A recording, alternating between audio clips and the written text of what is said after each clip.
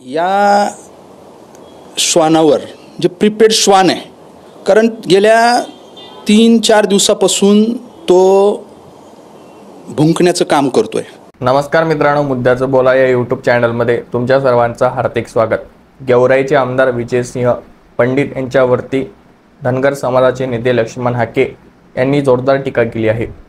खरं तर त्यांच्यावरती त्यांनी फक्त एका कारणामुळे टीका केली, ती म्हणजेच की विजयसिंह पंडित यांनी फक्त मनोज जरांगे पाटील हे मुंबईला जाणार आहेत आणि त्यानिमित्ताने एक बॅनर लावलं, त्यामुळे त्यांनी त्यांच्यावरती टीका केली।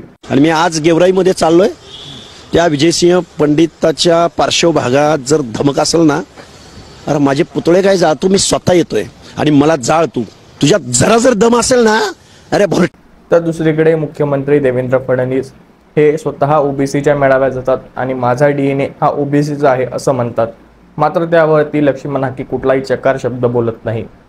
महाराष्ट्र राज्याचे मुख्यमंत्री एका समाजाच्या मेळाव्यामध्ये जातात आणि चक्क माझा डीएनए ओबीसीचा आहे, मी ओबीसी समाजासाठी काम करणार असं थेट म्हणत असताना, कारण भारतीय जनता पक्षाचा डीएनएच ओबीसी आहे की ओबीसी करता आतापर्यंत 28 जीआर निघाले, त्या 28 जीआर पैकी 26 जीआर मी काढलेले आहेत आमच्या। दुसरीकडे लक्ष्मण हाके मात्र गेवराईचे एक आमदार असलेल्या व्यक्तीने फक्त एक बॅनर लावलं, त्यांच्यामुळे त्यांच्यावरती त्यांनी खालच्या पातळीची टीका केली।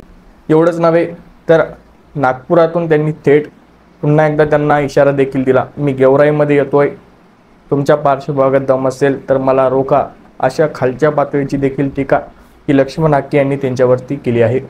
त्याचबरोबर लक्ष्मण हाके यांनी काही गंभीर आरोप देखील केले आहेत।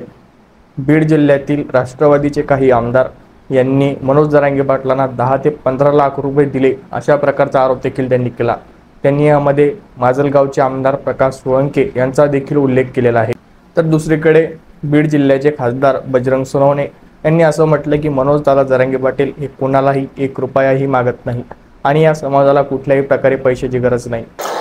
कुठल्याही मराठा समाजातील कार्यकर्त्यांनी व्यक्तींनी आर्थिक मदत मागितलेली नाही, मागायलाच कोणी तयार नाही। स्वयंस्फूर्तीनं लोक या आंदोलनामध्ये आहेत, लढावू आणि प्रामाणिक नेतृत्व आहे। हेच लोक वर्गणी करतात आणि त्यांनी त्यांचा खर्च भागवतात। आतापर्यंत कुणीही मला पैशाची मागणी केली नाही। त्याचबरोबर प्रकाश सोळंके यांनी देखील सांगितलं की या समाजातील कुठल्याही व्यक्तीने आतापर्यंत आम्हाला पैशाची मागणी केलेलीच नाही, त्यामुळे देण्याचा प्रश्नच येत नाही। त्यामुळे कुठेतरी या आंदोलनाला बदनाम करण्याचं काम लक्ष्मण हाके यांच्या प्रयत्नातून होतं की काय, असा प्रश्न पडला आहे। त्याचबरोबर मनोज जरांगे पाटील हे 27 तारखेला निघणार आहेत, तर दुसरीकडे लक्ष्मण हाके हे अत्यंत प्रकारचे प्रक्षोभक विधान आपल्याला करताना पाहायला मिळत आहेत। त्यामुळे लक्ष्मण हाके आता हे गेवराईत दाखल होणार आहेत आणि नंतर ते काय त्यावरती प्रतिक्रिया देतात ते पाहणं महत्त्वाचं ठरणार आहे। मात्र गेवराईमध्ये लक्ष्मण हाके यांच्या विरोधात जोरदार आंदोलन हे देखील पाहायला मिळालं। त्यांचा पुतळा देखील त्या ठिकाणी जाळण्याचा प्रयत्न विजयसिंह पंडित यांच्या कार्यकर्त्यांकडून झाला। तर आता हा वाद कुठपर्यंत जातो आणि लक्ष्मण हाके मनोज जरांगे पाटील जेव्हा मुंबईकडे निघतील त्यानंतर ते कशा प्रकारे व्यक्त होतात हे पाहणं महत्त्वाचं ठरणार आहे। हा व्हिडिओ तुम्हाला आवडला असल्यास चॅनलला सबस्क्राईब नक्की करा। मनपूर्वक धन्यवाद।